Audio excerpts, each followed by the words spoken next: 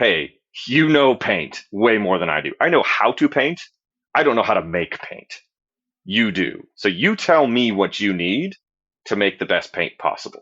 And I will do what I can to make that so with the resources that I have. Keep it nerdy. Keep it nerdy. Keep it real nerdy. Nerdpreneur, you know I love my work.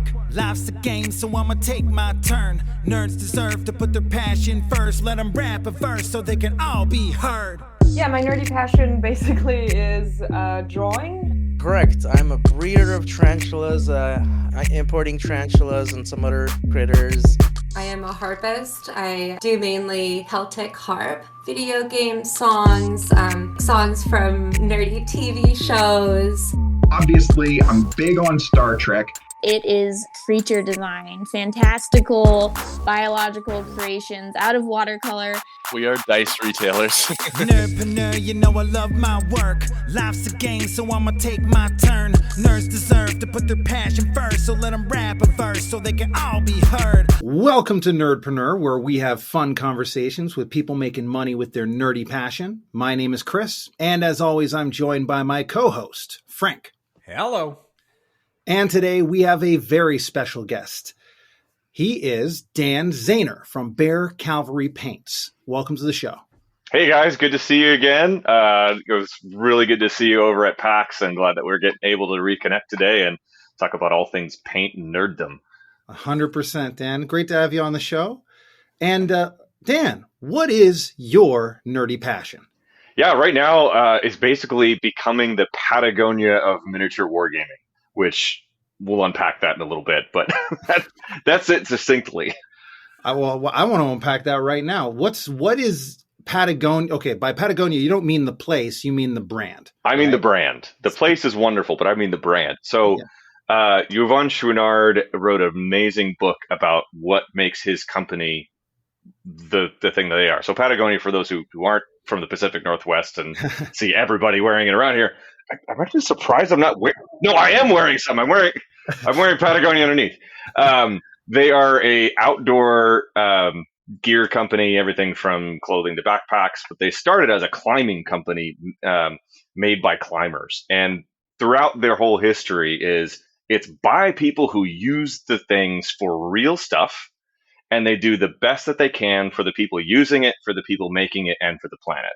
And so what I wanted to do when I started Bear Cavalry was do that, but for miniature wargaming, because I didn't see anybody else doing that. You look at the other companies in there, great as they are.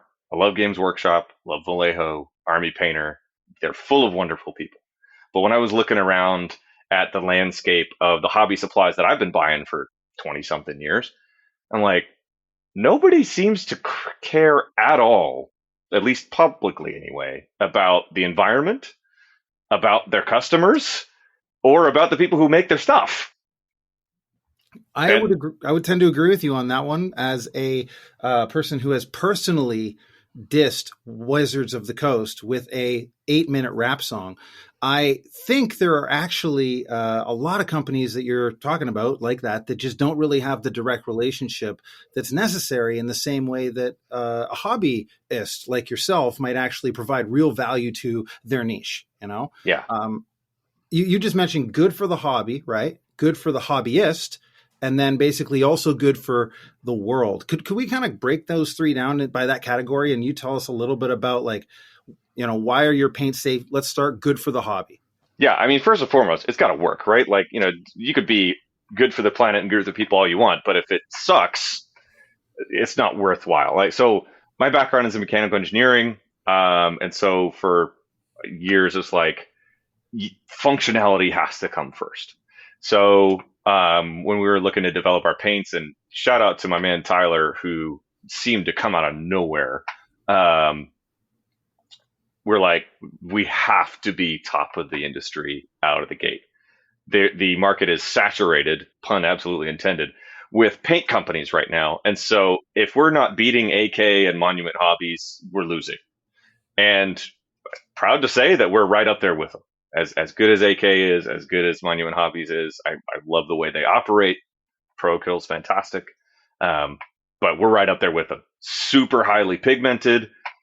Our yellows cover black primer, which I did not think was possible. That's incredible. By the way, I used to do Warhammer. So if you had to paint ultramarines, it was the nightmare because you always had yellow over top of blue or yellow over top of black. And it was almost impossible. And then you'd prime them white and the yellows still look like crap over top of it. And it was always this thing. So I mean, shout out to my Imperial Fist players. Yes. Like, I was thinking about you because I'm a Blood Angels player. That was my second 40K army. I started out with catechins because I didn't like painting skin or eyes. So I was like, I'm just going to paint them all with camo. And I don't have to. But my second army was Blood Angels. And this was back in 3rd edition when the GW formula was prime black, paint a crap load of layers on it, then do a wash and then a highlight. Yeah. To me, that meant prime black, slap on with a trowel, red paint, hope it covered, and then look and go, ugh. So when we were developing our paint, I was like, our red had damn well better cover over black or I'm going home.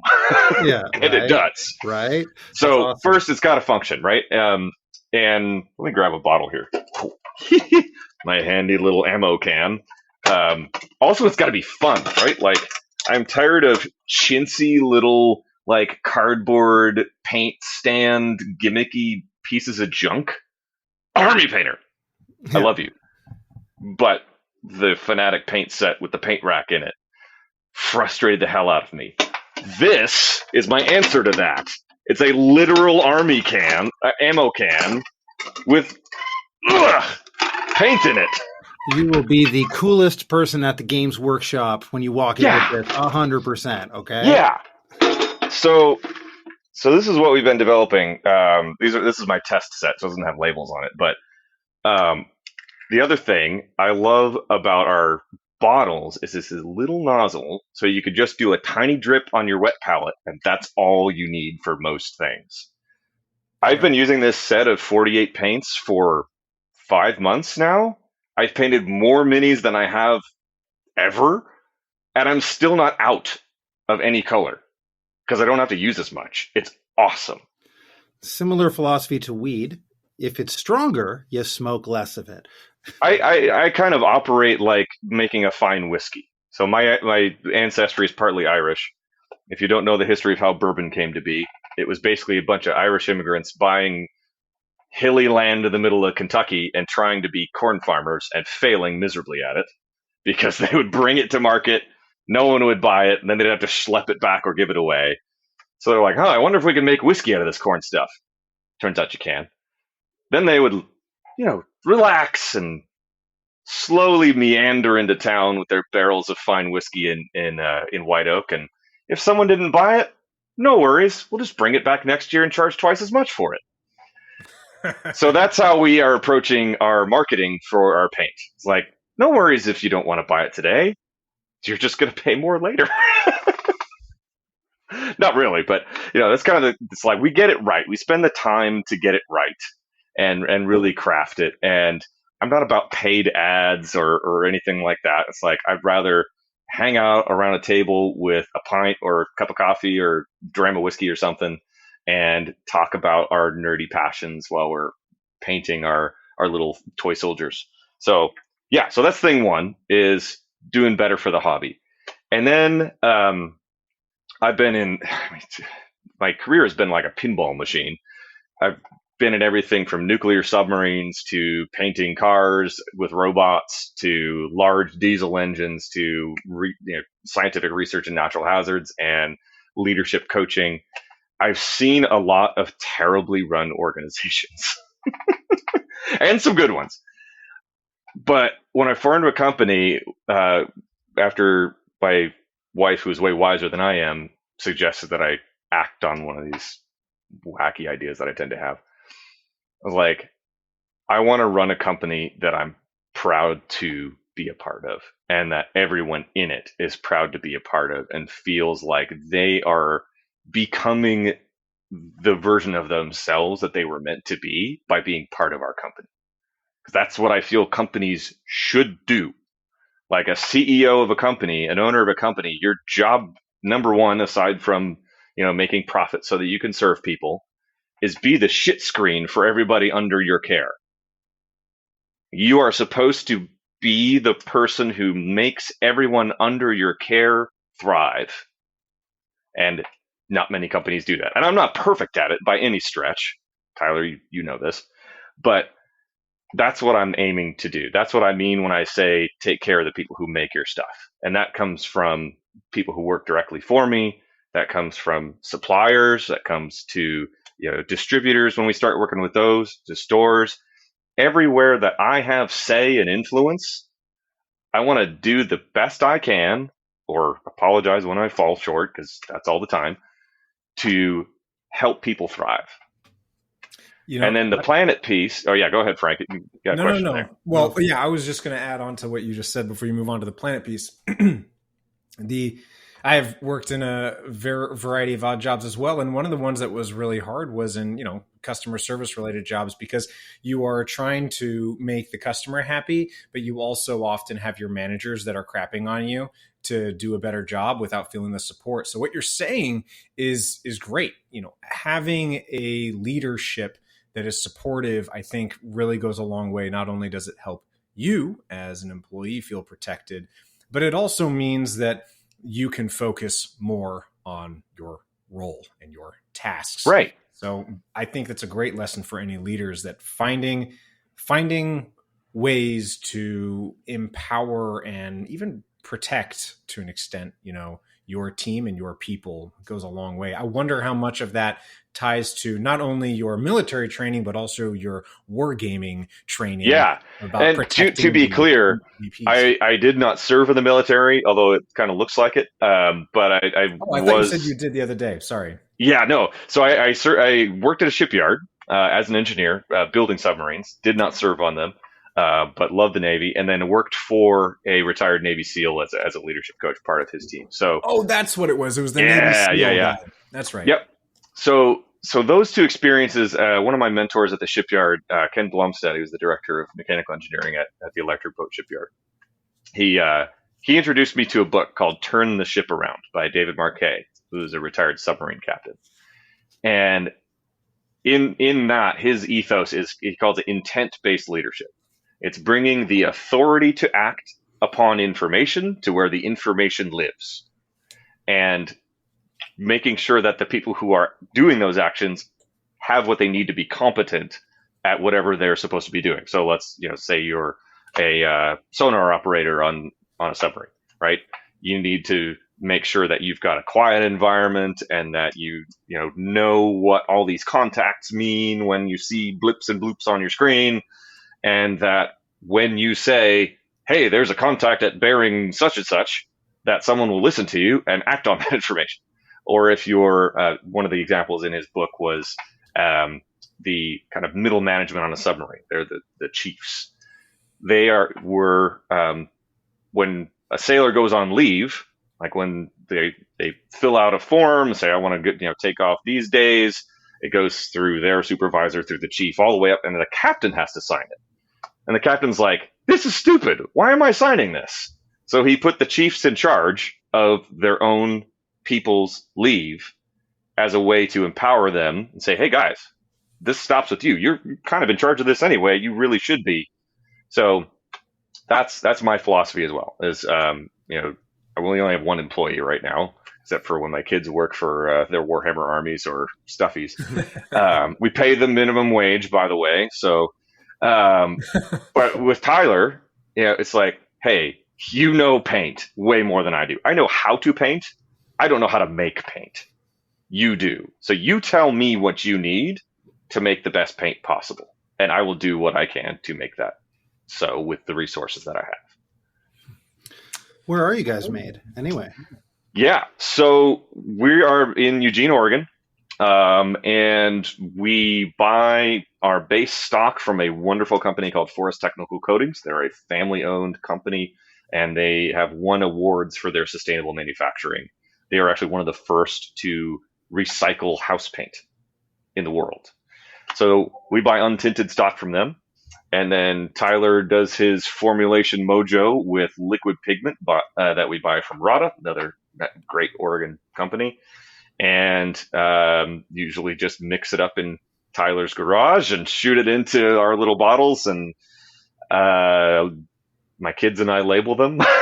And our girls are the shipping department, so if you find a sticker in one of your boxes, that's why. They like stickers, huh? They sure do, yeah. And especially our middle daughter, she just loves drawing, and so she makes custom stickers with a little sticker machine and likes to put them in. And yeah, so family touch everywhere. So, I mean, a couple days ago, actually no, it was yesterday. Kids were off school, and so I took my son over to Tyler's garage for the afternoon, and we were mixing up mud texture paint, and he was filling bottles of rust technical paint, and I mean, so we made like 200 of these. Whoa. And I was just covered in gray grit. I'm surprised that I'm not still covered in it. Yeah, so that's this gets to the other thing that now that we've taken a very long detour, the planet piece. This bottle here is actually my proudest achievement so far in this whole endeavor, and I have Tyler to thank for a lot of it. This is mud texture paint, so if you're like me and like to paint tanks, you know what to do with this. But it is made largely with recycled paint. That's what's mostly in here. The aggregate is dried out paint that we chop up and blend in a blender. And then we mix in a little bit of sand and then coffee grounds from our favorite coffee shop, Cafe Picori, who we do events with sometimes. So it's almost all recycled material in this, except for a little bit of pigment to make it darker. Wow. Which is awesome.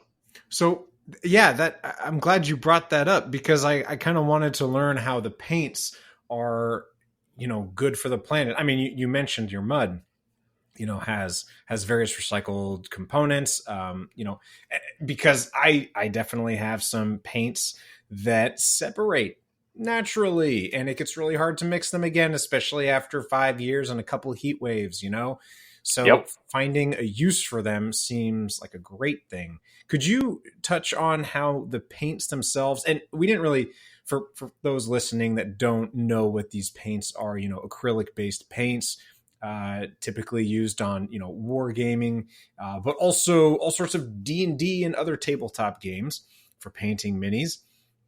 What is it about the acrylic paints that's also good for the planet? Yeah, so I mean, by their nature, most acrylic paints are pretty good. They're water based, so there's no solvents or other weird shenanigans in there. Ours specifically, we have the manufacturing process at Forest. Our bottles are made by a company called Chubby Gorilla, who invest heavily in conservation efforts in the Congo, and they are recyclable. And we're working towards, when we get to a higher volume, incorporating an additive that will actually make them biodegradable.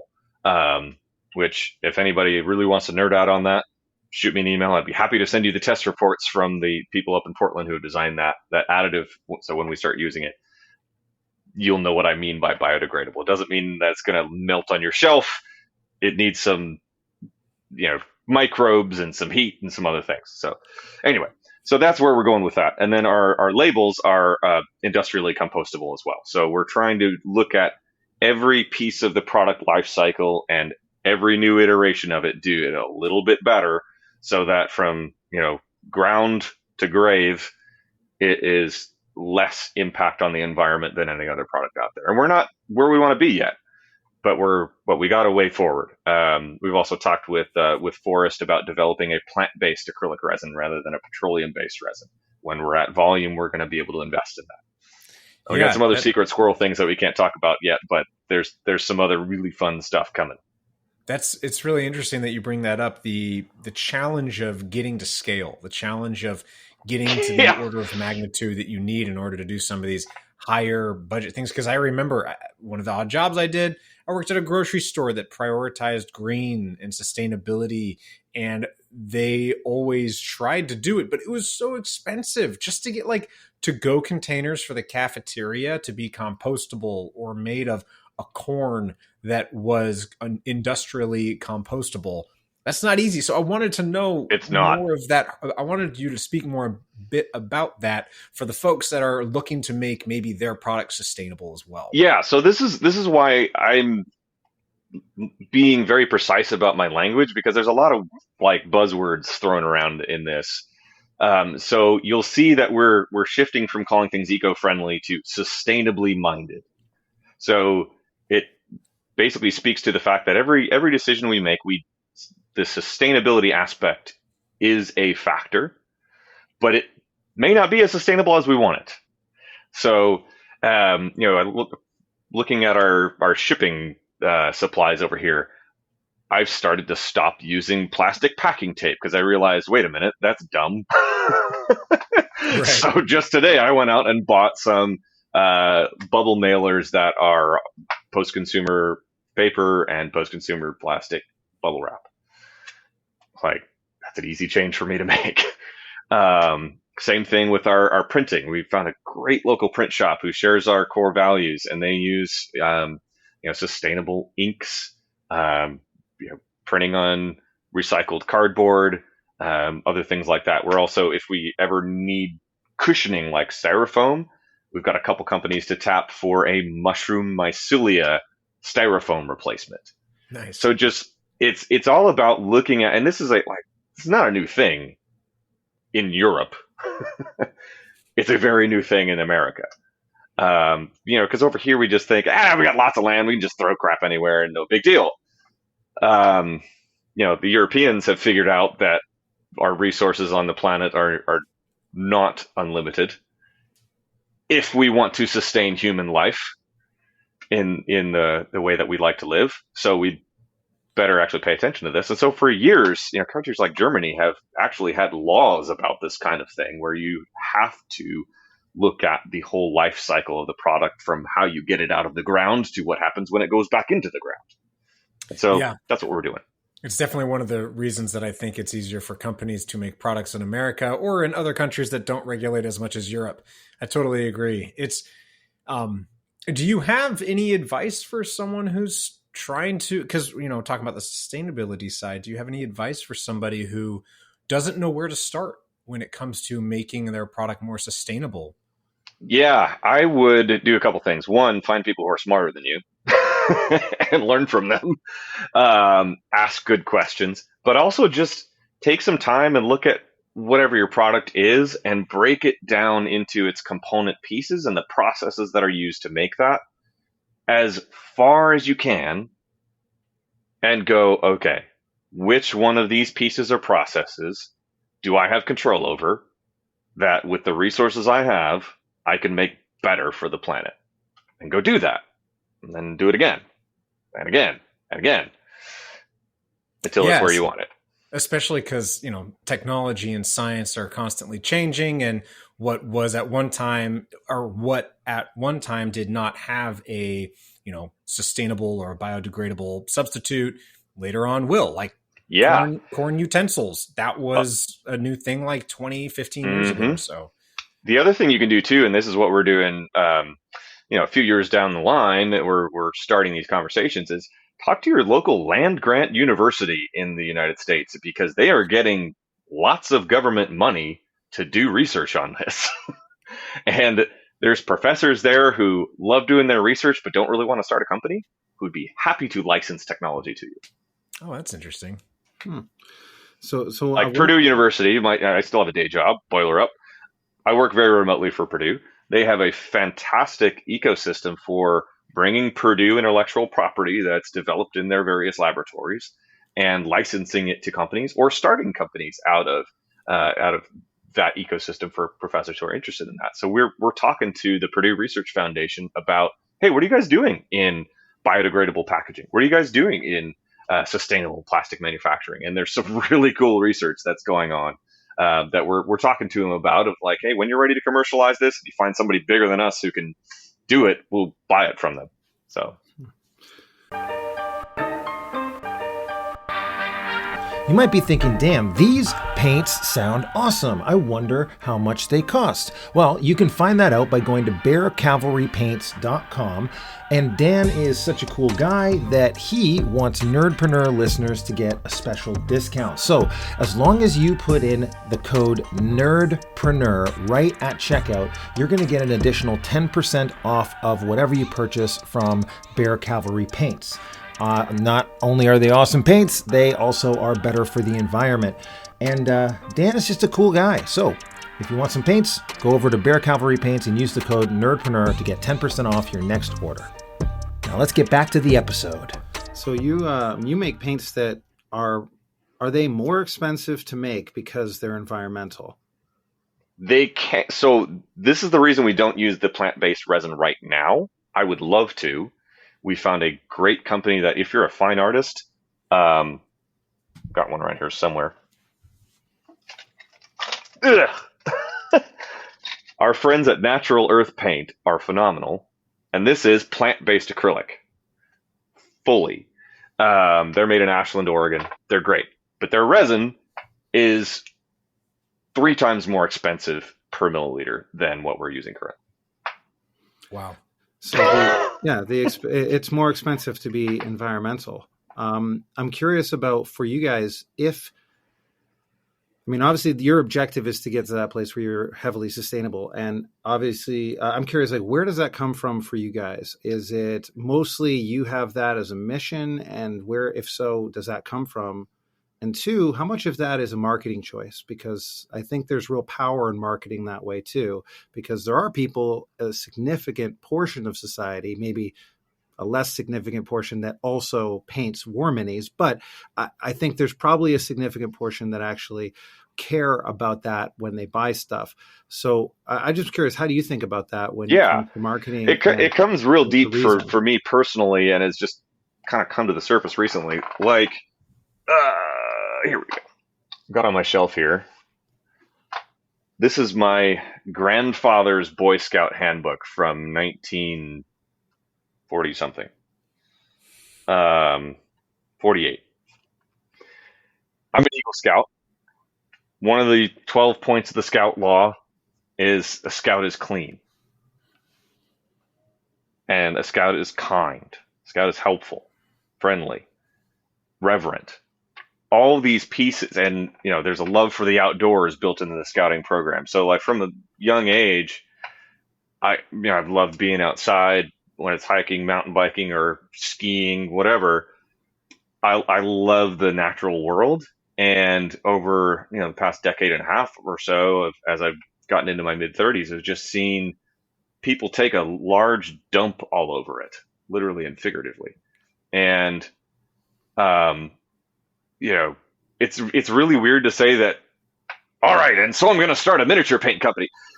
It's so weird, but I wanted to show people when we started this company that you don't have to be a Patagonia. You don't have to be a British Petroleum to change the world for parts of it that you care about and for communities that you care about.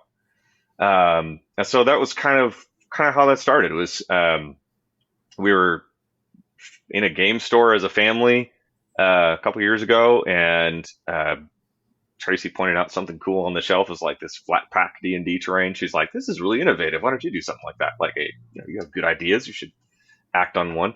I was about to buy a wet palette because, of course, I need another one. I was like, "Why doesn't anyone make this out of recycled plastic? This is stupid. Like, it's easy to do.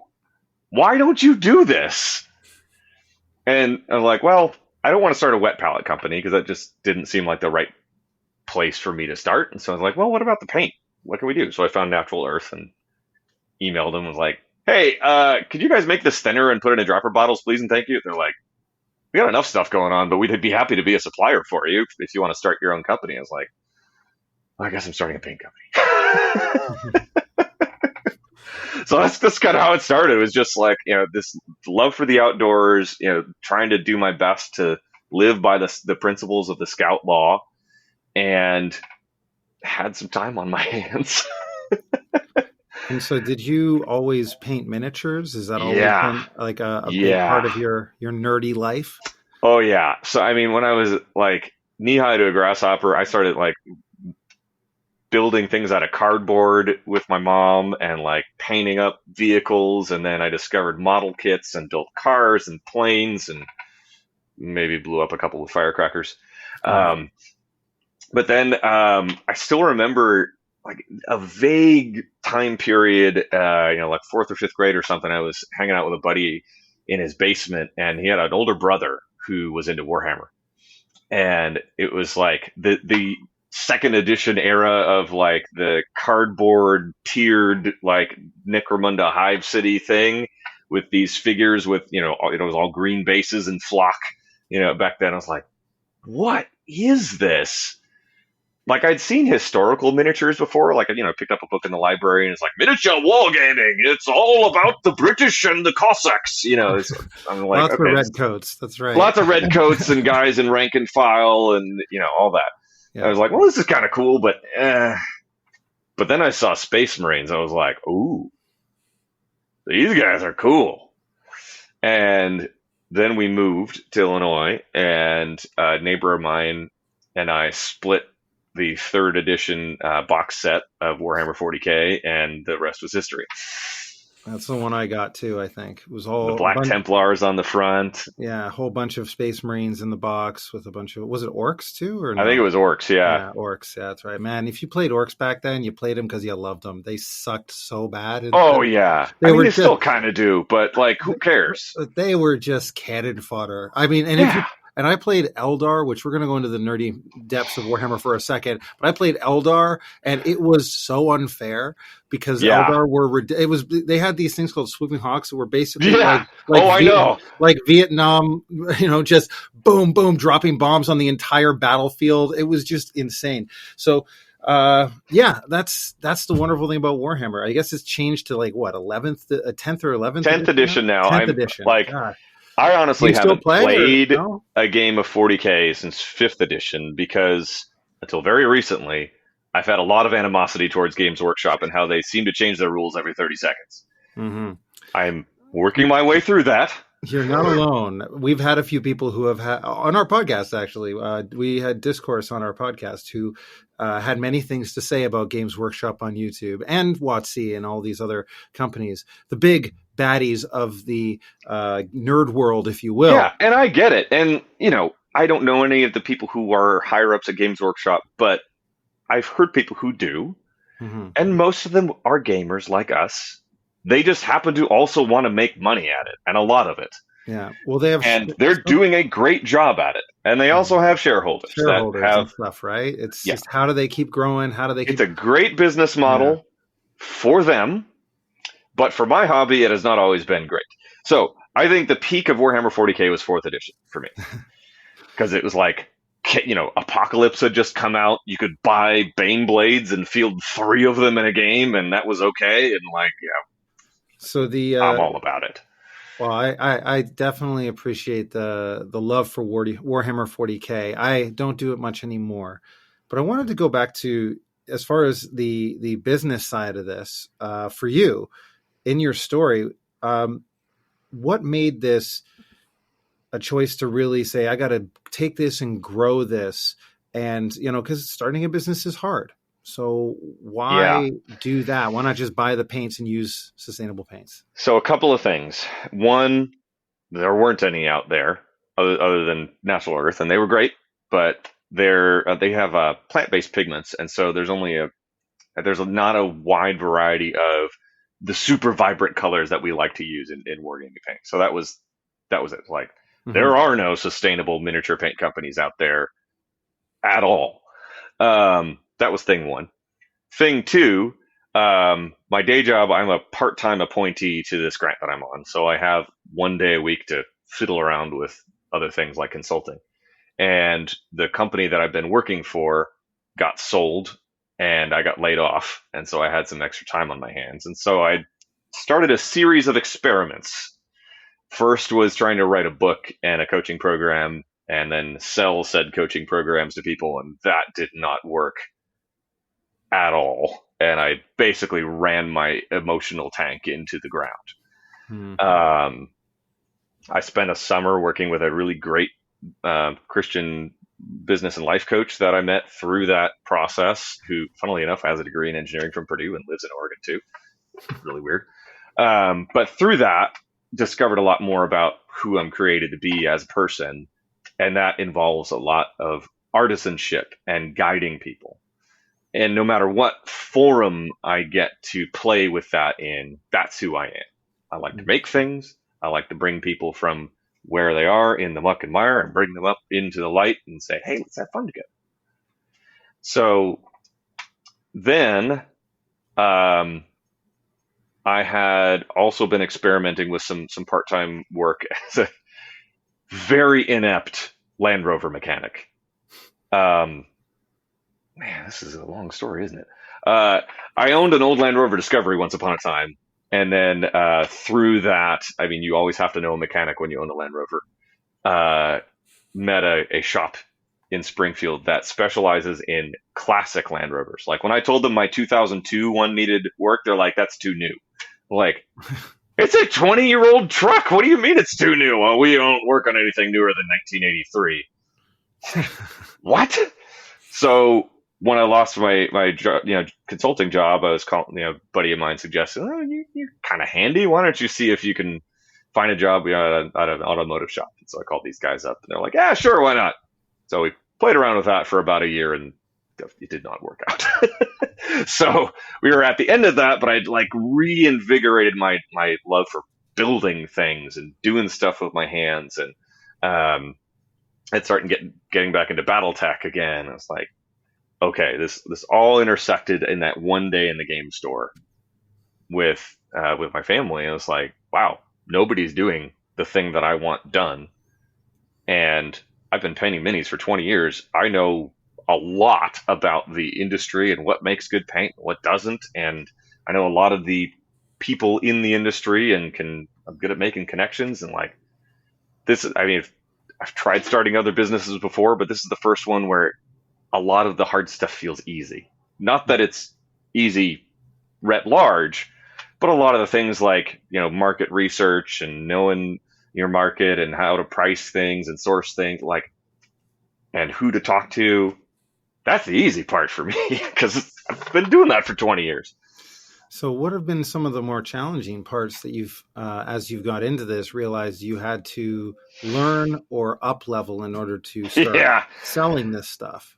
Yeah, well, it's the selling it part because, spoiler alert, there's a lot of other paint companies out there, and there are some good ones. And so it's a pretty saturated market. So like differentiating and convincing people to part with their hard-earned dollars is a challenge. So we're investing in some technology pieces that when they come to fruition, we'll have to have another chat about, but they're not quite there yet.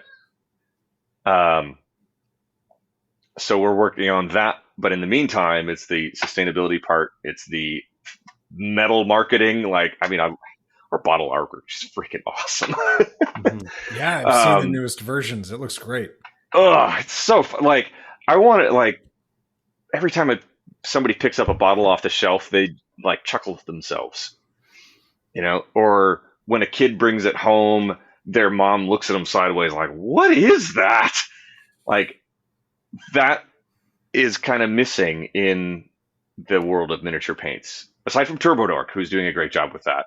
But like most miniature paint bottles, you look at and you go, this looks like something a model railroader in his 80s would buy. Mm-hmm. So God bless them, by the way. But that's not the kind of stuff I want on my shelf. They literally paved the way with tracks for you to come along and provide them with a updated and modernized version of the paint that appeals to wargamers. Yeah. Yeah. So the other thing too that I'm going to grab a bottle here because it's easier to visualize is like educating people what the hell is in their paint to a certain extent. I'm going to grab my orange because I went to the University of Illinois and I bleed orange. So we have these little check boxes, 12 of them. Mm-hmm. That says exactly what pigment is in your paint. No one else does that. It just says pigment somewhere on the ingredient list. Why does that matter? Yeah, we aren't paint nerds. So yeah, so this matters. Brent from Goobertown Hobbies, you're welcome. Because not all oranges are equal. Not all reds are equal. Sometimes, let's say you're wanting to when you mix a blue and a red together, what does it make generally? No. Make mud. I knew it was a trick question, so I slowly opened the door into the dungeon. What happens if your blue happens to have some green pigment in it that you don't know about? You get brown, gray, or brown. Dang it. Or something else gross that is not purple. And for years and years, painters all over the place, myself included, go, all right, I don't have to buy 1,000 paints. I'm just going to get a red, I'm going to get a yellow, I'm going to get a blue and a white and a black, and I can make anything. And theoretically, that's true. But if the paint company is less than forthcoming about what's in there, you can get yourself painted into a corner real quick. So that's what we wanted to do. Pun intended. So, talking with high-end painters like Brent, he's more of a high-end chemist who's a passable painter. He would say that himself. And display painters who only use pure pigment paints for this reason. They just mix them themselves. I'm like, how can we flatten that learning curve? I'm an engineer. I like A plus B equals C formulas, even for artwork. So I was like, how can we make it easier for people to go, ooh, I see that heavy metal box art paint job, but I've never been able to actually get that because now I know Games Workshop painters don't even use their own damn paint. Mm-hmm. Really? Yeah, Not all of it. Like, you look at the box art for my beloved Deathcore of Krieg here. That is not all made by Citadel Paint. Mm. It just isn't. And so for years, I've struggled to, live up to the box art. And I'm like, oh, well, that's why, because they're not actually painting it like the box art. So if you so let's take for a second an image of who is your ideal client, because I'm hearing a couple things. One is there are people that you're talking about that if they know paint, they know the pigments, they know the value of what you just said in terms of, some pigments don't mix properly unless they have the right pigments, knowing the background. Like, I could see the educated painter, the person who's already a high quality painter, becoming a big fan of this kind of art product. The other thing I could see is most of your clients would probably make that choice if they knew that, but they don't. Most people are like Frank and I, they just don't. Like, we're not paint nerds, so I just go buy whatever happens to be in the store.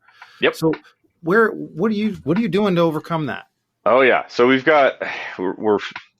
we're doing the thing that, when you play Risk as a kid, you learn never to do, which is starting a land war in Asia on two fronts. We're kind of doing that, which, didn't turn out so well for Napoleon. But start with Australia. You start with Australia. So you're invading Russia, but in your paint world, what does that mean right now? Yeah. So for us, that means we have three fronts to fight. One of them is the consumer. We have to educate people. We have to get out there. People have to try our paint. They have to start loving our paint, and they have to start beating down the door of their local game store to say, where the hell do I get this? So that's job one. Job two is going to those local stores and saying, hey, would you like to carry this? Which I've found out means we have to get into a distributor because that's who they actually buy from. Yeah. Most stores buy directly from distributors because instead of having to talk to 100 people like me, they talk to one person like ACD or Alliance or whoever, say, I want 10 of these, 20 of these, 30 of these, please, and thank you. It'll be here on Tuesday. Same in comic books and board games and all sorts of other things that we've interviewed. Getting into retail is not usually a good solution for people in your hobby market. No, it's not. But the advantage of still having a day job and this thing not having to make my family's mortgage right now is I can be patient. Mm-hmm. I can outlast any of these other small paint companies who are cropping up and do it in a way that prioritizes the local community at each friendly local game store that we start stocking our paint in. Because nerds like us need that. So we need a place where we can go, after we drop our kid off at hockey practice, to find that one shade of paint that's going to make our army pop for the 4 hours that we get once a month to play 40K in the middle of everything else going on. And most stores don't have it. Like, you go in there and they're always out of black. Like, how the hell are you always out of black? Oh, well, because we get it from Vallejo and they only mix it once a year or twice a year. Like, what? So we want to, as we grow and scale and introduce products like ammo cans full of paint and other Secret Squirrel things that we're working on, and using my background as an engineer and a business coach, we want to help game stores thrive and be those sustainable, long-term places where you can go that aren't your home and aren't your place of work, that you can be with your people and do cool shit in real life and not on a screen. And we need those local game stores to have the best products possible to do that, so they can compete with Amazon, so they can compete with eBay, so they can compete with, whatever other online retailers there are. They need to have that draw of really attractive, high quality products at a good price. And that's what we do. So I see the end game for you is to eventually have that positioning in the market to get to the point where, yes, you are in retail stores and everything like that. As it stands right now, people can just buy through the website, or if they directly kind of know you. Is that true? Or like, how do people get it? Oh, we are very close to that not being the only way. So I'm just waiting on like the final paperwork and for money to hit the bank account. But we'll be stocked at Noble Knight Games very soon. Cool. I don't know what that is. Awesome. They are a very big, couple of locations store in Wisconsin, and they pride themselves on having one of everything. And family-owned business. They actually ended up buying a while back the warstore.com, which is something I used to buy bits from all the time. So yeah, they're fantastic. They really believe in the mission. They love what we're up to, and they bought into it. And so they're like, "Oh, we'll take a few of everything." I'm like, great. So pretty soon you'll be able to buy things on Noble Knight, as well as we're getting some racks in from our really great supporters and friends at Elric's Hobbies. They had some extra paint racks hanging around, and they're like, "Oh, we'll just send them to you. Just pay us in beer at Adepticon." Like, great. So we're getting our first racks in so that we'll be able to put it into to local stores here in Eugene. So we're starting to get into stores. I'm having some conversations with distributors, hoping one of them will take a chance on us, trying to be patient with it and just ride the wave. Do you currently build up like a large stock? Like, do you have a stock of it, or is it sort of created on demand? Like, how does that work for you guys? Because I'm curious, like, let's just say you did a launch of a painting line. And if during this launch, how much could you actually sell? Like, or would you like if you needed, like your paint is pretty affordable. I'll just start with that because I think it is. It's very affordable for what it is as a high quality product. If you guys sell a lot of paint for a retail store to be excited about it, right? But if you were launching these in limited batches on your own, could you sell out of it in like, a week or two? Or something like that. I mean, if we had like 100 orders, we could sell out of it. But the good thing is, all of our stock is local, and except for our bottles, which we can order in cases of 2,000 and get them within a week. So within a week, we could basically restock 2,000 bottles if we had to. So if you had 2,000 bottle stocks, you would need how many, you get roughly 10 paints in one of your packages? Yeah. So we've got a 10 paint pack right now. Yeah. We're scaling that up to, and those are only 10 mil bottles. Yeah. We're scaling that up to 20 mil bottles and doing a set of 50.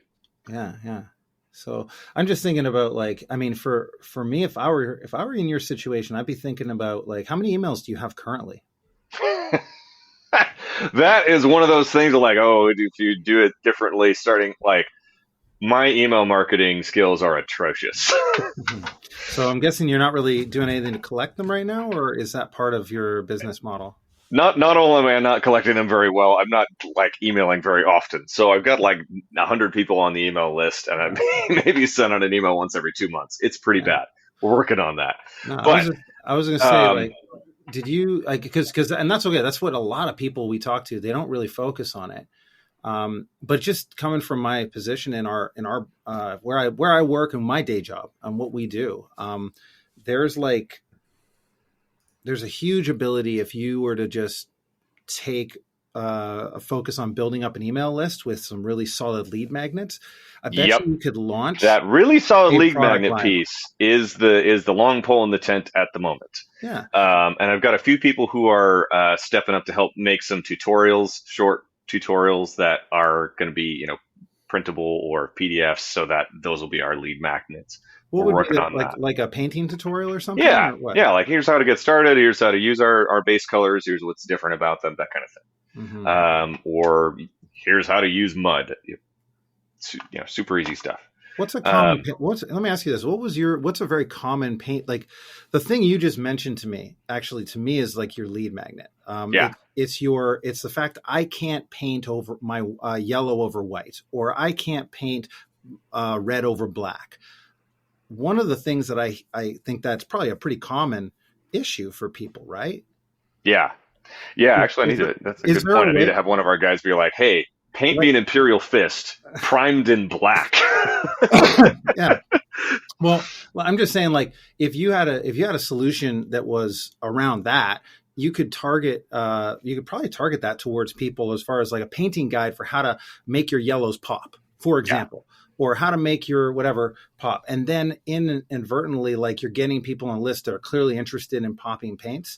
And from there, those people are the ones that are like your market. Those are the people that are going to be excited about it. And I don't know if you've ever done like launching before, but if you created like a sequence where you just really educated people on the process of your paints, you'd sell. I know you'd sell out. Like, I think it would be pretty. It's the age old, like, okay, I've got 13 plates in the air spinning.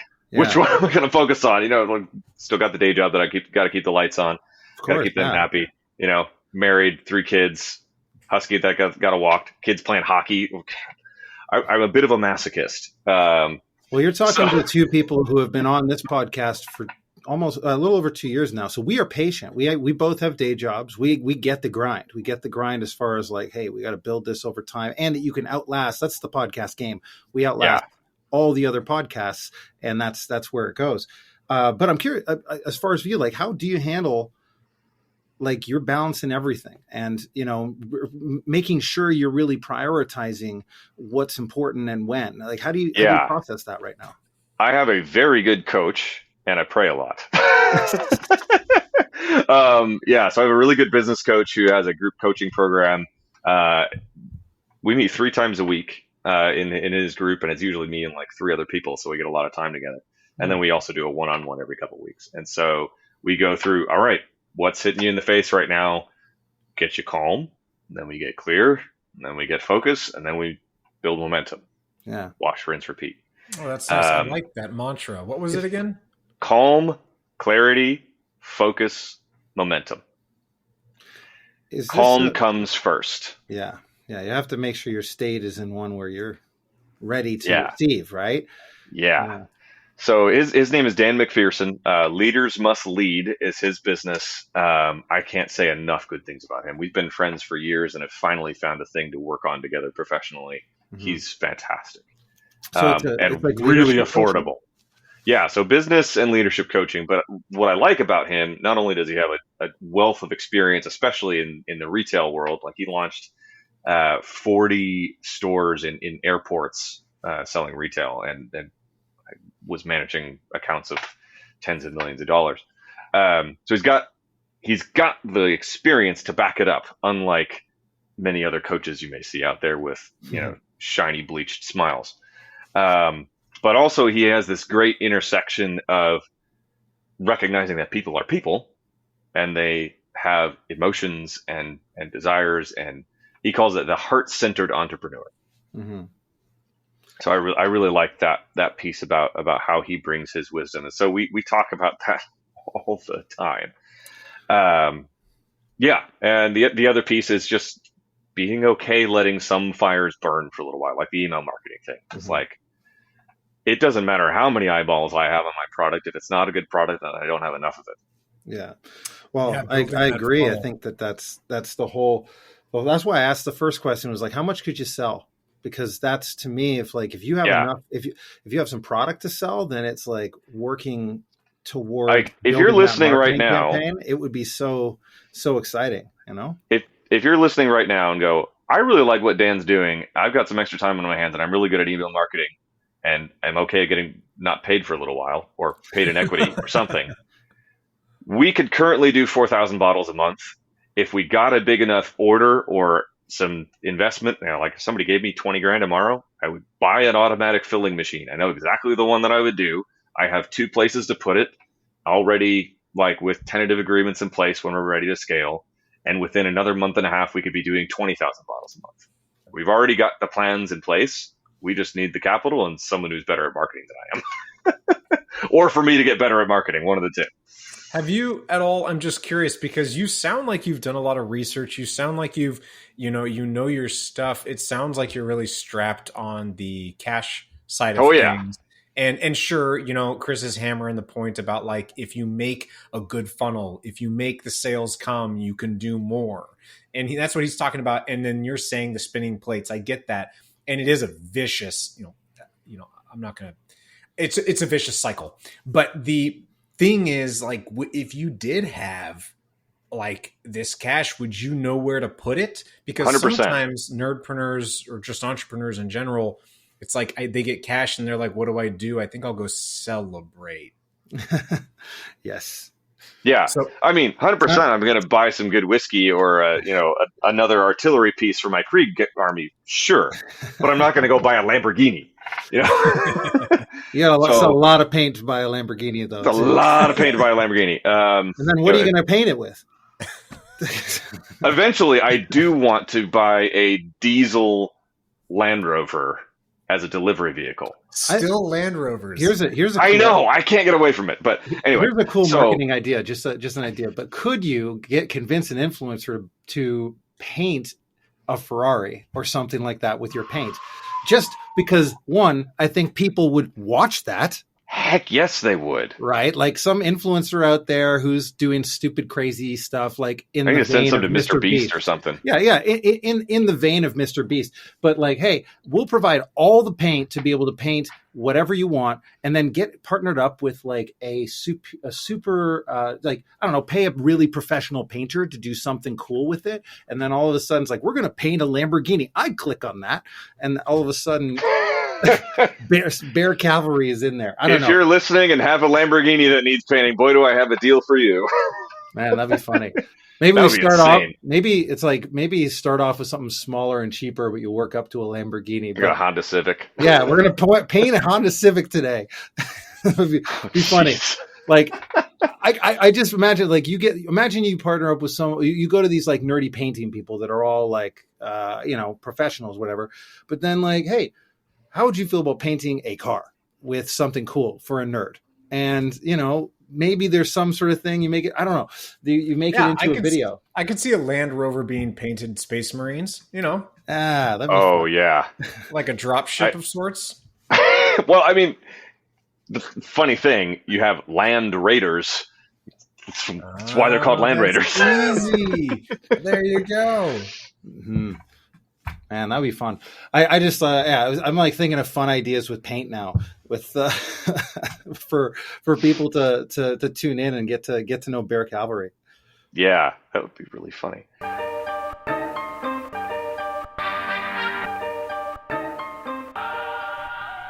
I'm constantly blown away by the positive feedback we get about our interviews, especially when you guys tell us how much you love the full-length versions. If you're getting a lot out of this show and want to support what we do, please check out our Patreon. You'll get access to ad-free, full-length episodes, plus some other really cool bonus content. So head over to patreon.com/nerdpreneur and join the awesome Nerdpreneur board. Now, back to the episode. But I figure we can go ahead and just jump into the next stage of things. Sure.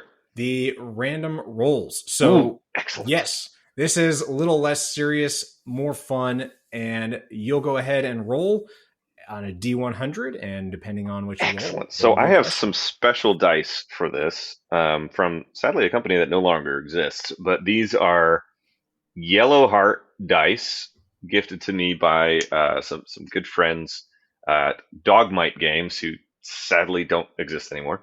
But yeah, when you meet me at Adepticon, I will tell you the Dogmite story. I'm not going to record it,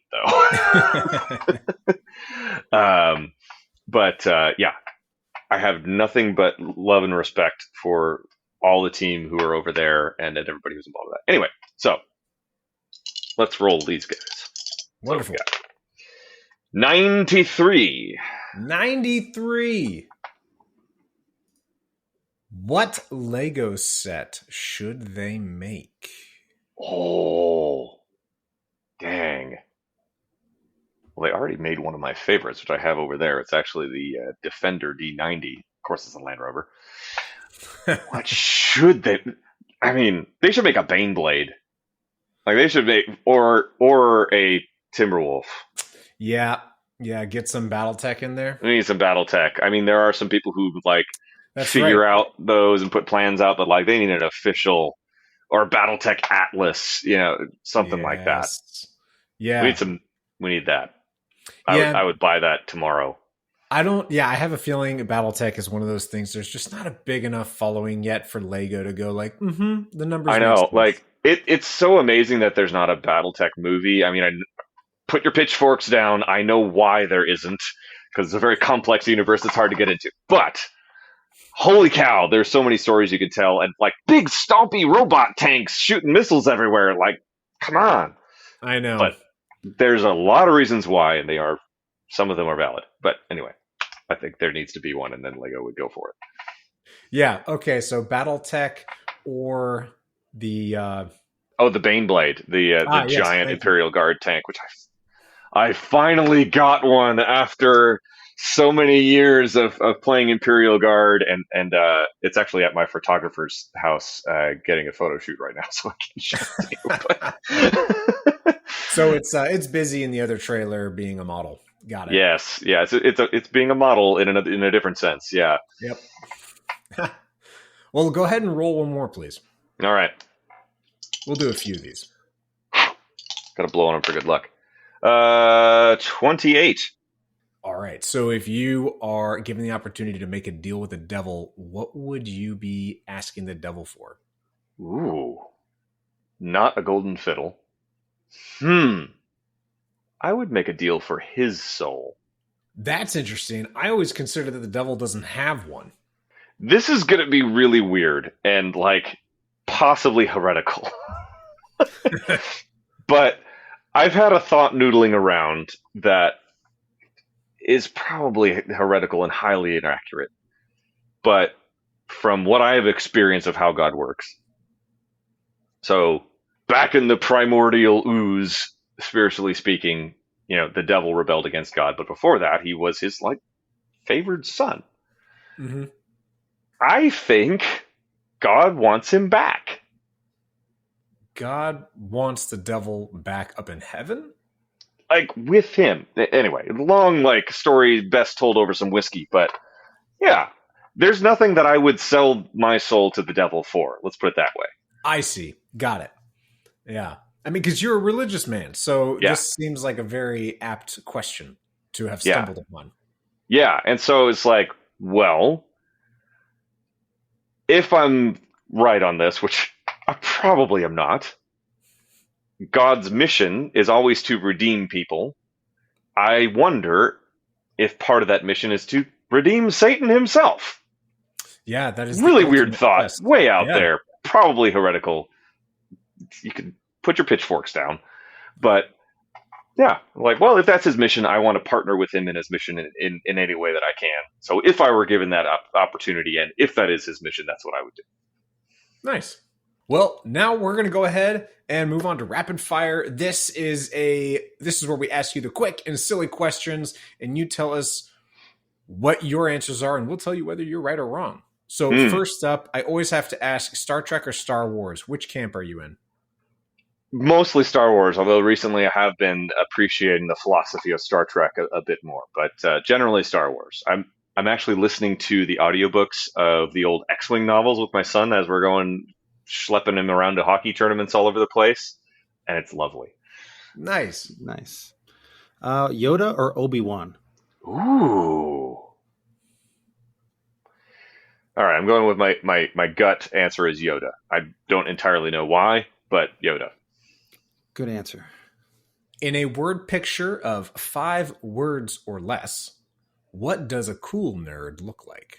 What does a cool nerd look like? Painting all those minis. No. Let's see.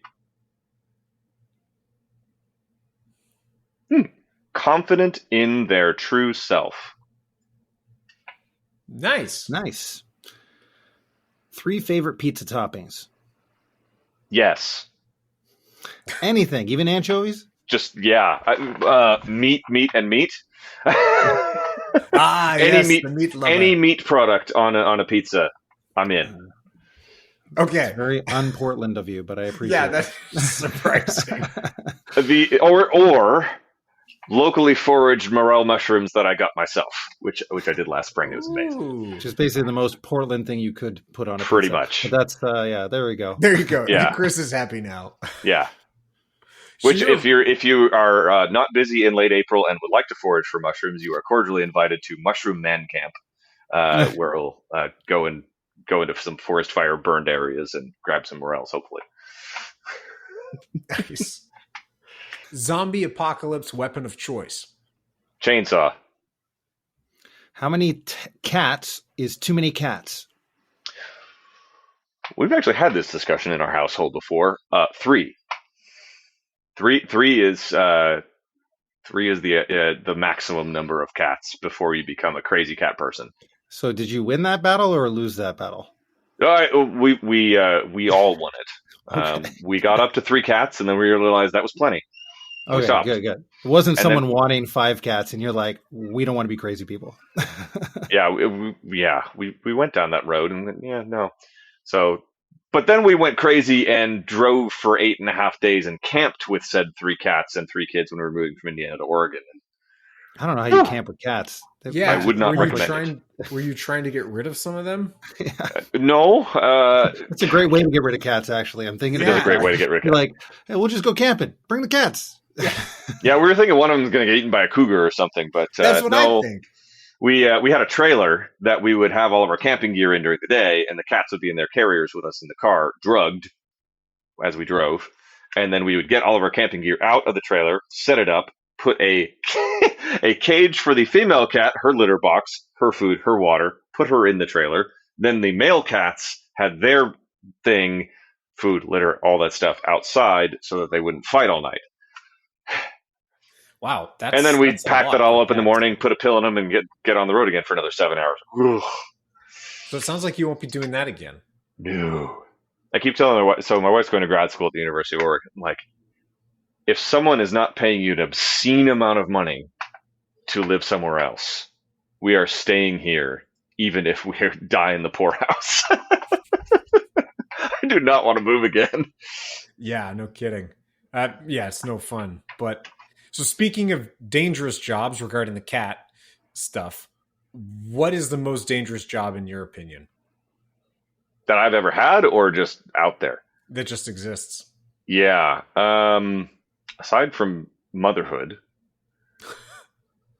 I watched Deadliest Catch a lot in college, so I gotta say, like, crab fishermen. Like, good Lord, there's a high mortality rate for that profession. Wow, I didn't know that. Oh, crab fishermen's ridiculously dangerous. Yes. So many people. I mean, that's one of those shows where, like, grown men cry. It's it's an intense season or two. I'll tell you that. But king crab tastes amazing, guys. It's so good. I don't know if you know how delicious it is. You can taste the death. No. I mean, yeah, right. Yeah. you can taste the poor sailor souls. Yeah, absolutely. It's all seasoned with sadness. It's a good tagline. It is salty. Yeah. Last question I would ask If you could visit, I maybe know the answer to this one. If you could visit any fictional world, where would it be? Oh, dang, there's so many good ones. It would not be Armageddon. I don't think I'd visit anywhere in the 40K universe because I would just die instantly. Part of me wants to say the Shire because you can actually go to New Zealand. Man. Yeah, that's as far as my mind is allowing me to go. Yeah, the Shire. It's got everything that I want. Got good people, lots of beer, good pipes, good music. It's idyllic. It's idyllic. There's no air pollution nonsense, until later in the series, but they got a great sense of a community too. Great sense of community, Yeah, that's as good as any. I'll probably come up with another one in about half an hour and go, damn, I wish I would have done that, but for now, the Shire works. I think the Shire would be on my list of places to go, especially if, I've always thought weed tourism would be an interesting niche, and the Shire should be on that, So, oh yeah. Yeah. There actually is a company, I think they're in South Carolina or something. They make a Lord of the Rings series of pipe tobacco, and it's great. They have a long bottom leaf. Actually. I bought a Shire pipe from a place called Shire Pipes. Actually, in my local dispensary, they had Shire pipes that they were selling, and I'm like, "This is so." I'm the exact person this was made for. They only had like 3 of them. I did the same. I bought the Aragorn one, and it is made by some company in China that doesn't know how to make pipes, and the glue melts when you use it to smoke tobacco. So I am still on the hunt, for a good one. You said earlier, what would you do if you made $100,000 at this and celebrate? I would get a churchwarden pipe from Peterson Pipes in Ireland and do it proper. Nice. So fear the AI or embrace the AI? This is a very recent thing for me. So both in measured ways. Let me explain. I think AI is going to be the death of us as a human species. We're literally seeing that happen right now in both of our great nations. We won't go any further into that because we don't need anybody thinking about politics on this podcast because this is a safe place. And it is a tool like anything else, used for its intended purpose of gathering written information from the interwebs and conglomerating it together towards a given goal. If you use it towards that, it could be a good tool. So I actually created a GPT I call the Wiz Domain, where I said, hey, here's who I am and what I'm about. I'm a dude, I'm married, got kids. I want to partner with God in the bringing of beauty, life, and order, and union with Him. This is what I want out of life. Now, grab all these people from history and from current wisdom, John Eldridge, Tim Ferriss, everybody's been on his podcast. Go grab Socrates and Marcus Aurelius, Teddy Roosevelt, stick them in a room and have them debate about who else should be in that room to counter their biases. And then let me ask them questions. It's been fascinating. That is really interesting, to give yourself as balanced of a council of advisors as possible. Yeah, I've uploaded my business plan to that, launch plan for products and all sorts of stuff, and go, the mud came out of that. Whoa. It was you should be using more recycled materials and reusable containers. I'm like, holy crap, yeah, we should. I think AI art should only be used as a sketching and brainstorming tool to then pay a real artist to finish. I think AI art is, it's a real touchy subject for the artist, and we've been talking to a lot of them lately. It's interesting. I mean, I see it from a music perspective too. As far as making music, it can be very useful to help generate words or ideas or metaphors and things like that. But then picking and choosing what to use and piecing it together is still the artist's job. So yeah. This has been awesome, Dan. Really awesome to chat with you and to really dig in on your business and to meet you right in the middle of this journey that you're on to becoming this full-time nerdpreneur, which I'm assuming is your main goal here. So we like to finish our podcast by asking if you have any advice for other aspiring nerdpreneurs that might be listening to this and considering making the leap into their nerdy passion. What would you say to them? I'm going to say something that's going to be slightly unpopular is don't quit your day job too soon. And don't be ashamed of that. Like, my day job is fundraising. That's what it's for. I've got a wonderful boss who is giving me a flexible schedule, and it's mostly boring, and that's fine because it allows me the headspace, and I can use my mastery and skills there to provide the value. And then I've got time and resources to do the thing that I really love without jeopardizing the things that are most important, which is the relationship with God, with myself, with my wife, with my kids. Like a lot of other entrepreneurs I've seen detonate their lives in pursuit of their dreams. Don't do that.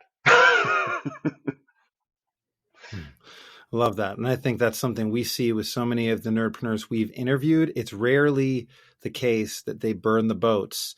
And some of the best advice we've heard from many artists is taking the time to build this thing while also supporting yourself with other jobs and things that give you the flexibility to be successful as an artist. And so I think that's great advice for people to heed when they consider jumping into this, because it is possible to build it over time.